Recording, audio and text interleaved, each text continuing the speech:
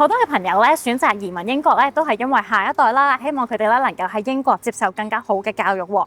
呢個咧都係咧當年我嚟到英國讀書嘅原因啦。今集我哋訪問嘅呢個嘉賓咧就好特別啦。以往我哋訪問過唔少嘅香港人啦、台灣人啦，今集呢個嘉賓咧佢係來自新加坡嘅喎。曾經佢喺新加坡裏邊當兵啦，然後佢嚟咗英國留學，入咗 Big 4做咗幾年嘢，去到而家開展咗佢自己嘅教育事業。等我哋今日同佢一齊傾下偈，了解一下佢嘅故事啦。大家好，歡迎翻到嚟我嘅 channel， 我係 Janine， 英倫移民嘅創辦人。呢個 channel 除咗會分享英國同埋歐盟嘅移民資訊，亦都會分享各地嘅移民故事。今日咧，我哋咧就訪問一位咧來自新加坡嘅朋友啦。So can you tell us a bit more about yourself? Sure. My name is Jared Chan. I'm from Singapore. I moved to the UK 12 years ago as a student. So I came here for university, and then I did a master's degree as well. And after that, I stayed on to get a job here in the UK. And most recently, I started doing my business full time, which is an education consulting business to help other people like me, other international students, other young people to get success in education and careers. So coming from Singapore, why did you decide to move to the UK in the first place? As some of you might know, Singapore is a really small country. It's a small island, and I lived there for 20 years, and I did all my schooling there, and I went to the military there for my national service. And I always thought if I had the chance, I should go overseas and experience something different, a change of scenery, and also to get out of my comfort zone, because I never really left Asia before that. And the UK always has a special place in my heart because I love watching football. I like English. What is your favorite team? Chelsea. Oh. Yeah, Chelsea. Yeah, and I love English culture and music. And I always wanted to experience life overseas. So I thought, if I have the chance, I'll go overseas and study, get a good degree, and learn from my life experiences overseas. How do you find about the studying experience here in the UK? Do you enjoy it? Yeah, I think the UK studying experience is really good because, first of all, you can get a very good education in 3 years. And this is something different from maybe the US or other countries where it's like 4-year-long degree. So you actually spend less time and you can specialize in the subject and get a really good degree from like a Russell Group University or any top university in the UK. And I also did a master's in the UK after that, which is 1 year long compared to some other countries where it's 2 years. So the return on your investment is a lot higher because you spend less time, but you can get a really good qualification after that. So since graduation, I know that you have, successfully secured a skilled worker visa, and you was working in a Big 4 firm. How do you find about that experience? Is it like really hard to get into a Big 4 firm? Yes, I think as an international student applying to graduate schemes in the UK, it's very difficult. It's very challenging and competitive, but it is not impossible. Back in my day, we didn't have the skill. It was called the Tier 2 visa back in my day. So I had to apply to a lot of different positions, prepare very early, and make sure that I was competitive to compete with not only other local people applying, but other international students as well for a very limited number of spots. And I wanted to work in London specifically because that's where all the big opportunities are in terms of finance and consulting. So I was very selective in terms of my location, and the kind of companies that I applied to had to sponsor visas, and they had to be paying a certain salary for them to sponsor my visa. So yeah, it was a very competitive process. What sort of tips can you give to graduates who want to enter Big 4 firms? I think they need to, first of all, prepare early and definitely make their profile very different and competitive compared to other people. So things that they can do is start early in their university journey. Look for opportunities to increase their work experience, to get more knowledge and network with other professionals, other young people, and go out and speak to people because that increases your communication skills and that makes you more professional when it comes to the workplace. Students can also bring other parts of their life experience into the career stories. So it's not just about professional experience, but even doing a part-time job or even volunteering or even helping, doing a project in a community, for example, that you can get stories for your CV, you can get stories for your cover letters. And when you go to interviews, you can communicate different experiences that make you who you are as a person and why you are attractive to this company. So talking about your own story, what did you think you have done right in order for you to get into the Big 4 firms? What did I do right? I applied a lot and I submitted very high quality applications. Of course, I had to learn from along the way. I made a lot of mistakes, so I wasn't successful in the first time. But I tried year after year, first to get into internship. I didn't get the internship. I tried for the graduate program. First time didn't work out. I did a master's, then I applied again.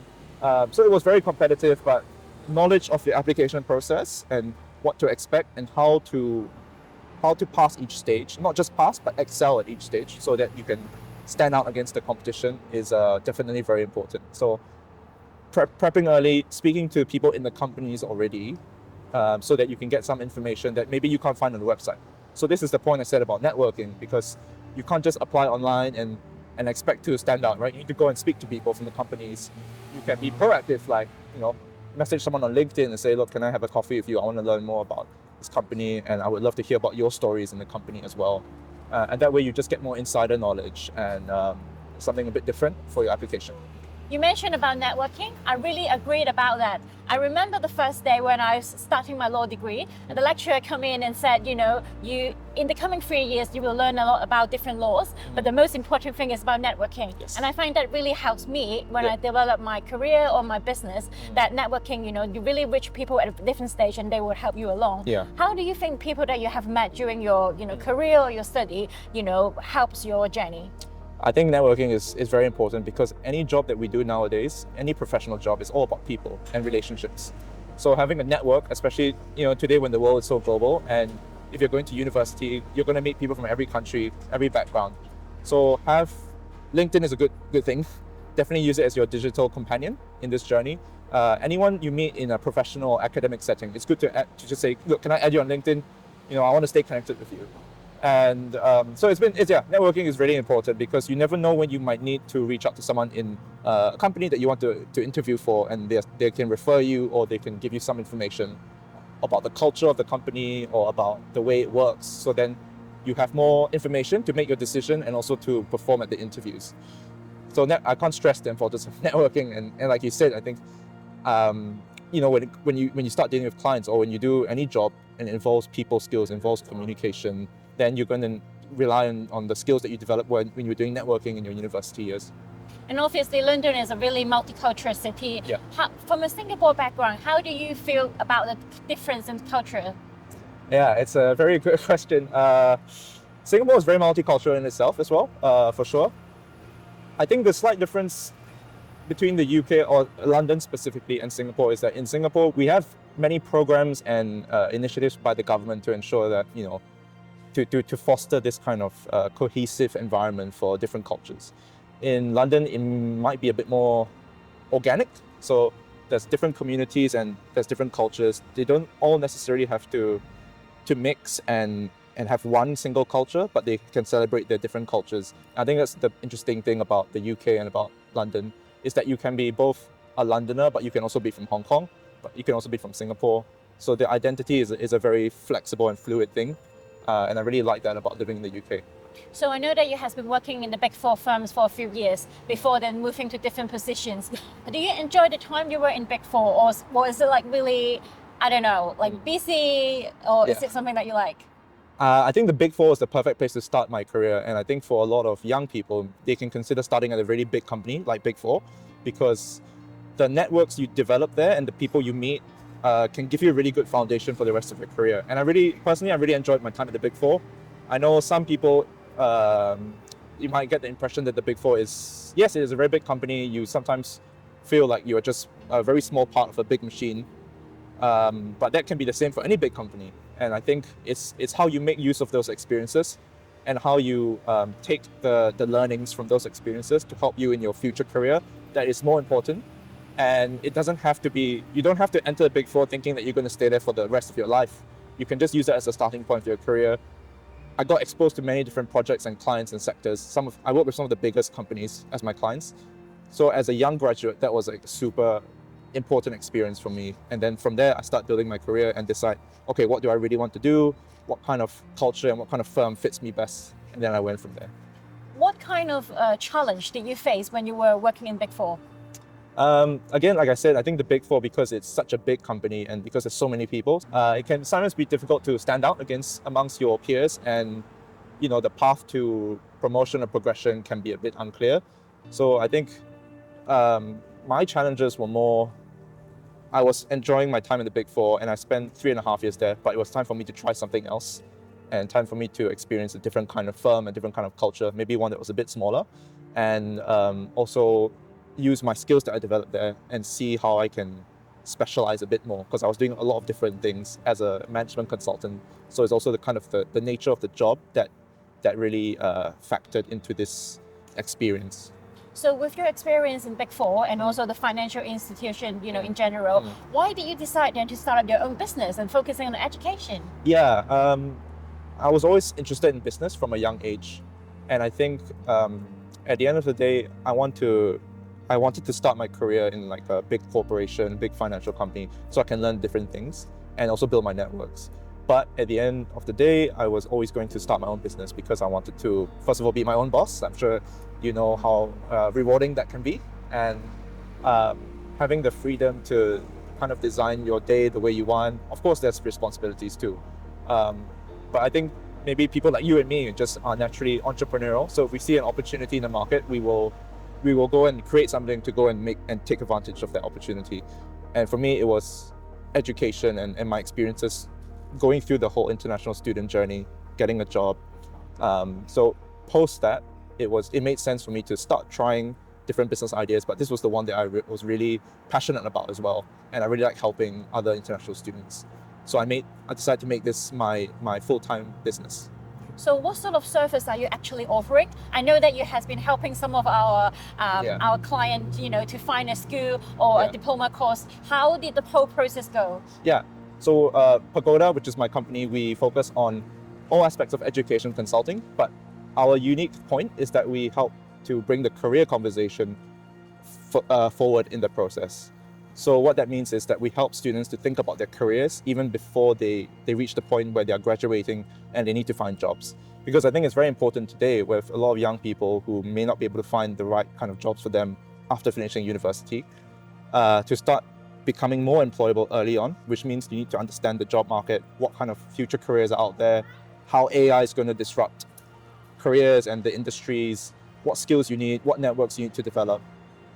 And we focus on bringing that process early in the journey. So even before they enter university, can you start to think about your university degree choices and how it will link with your future career? Because for me, I did a bachelor's in history. So I'm not using anything about my degree when I entered the Big Four in terms of the content, but it was the communication skills, it was the soft skills that I picked up during my degree, and I used that to help develop my career. So we do that kind of service. We do a very bespoke approach for each student, each family that comes our way. So wherever they are in the journey, maybe they are, the boarding school stage and they want to go to university after that, we'll help them to see what's the best path and also help them think about the career endpoint in mind.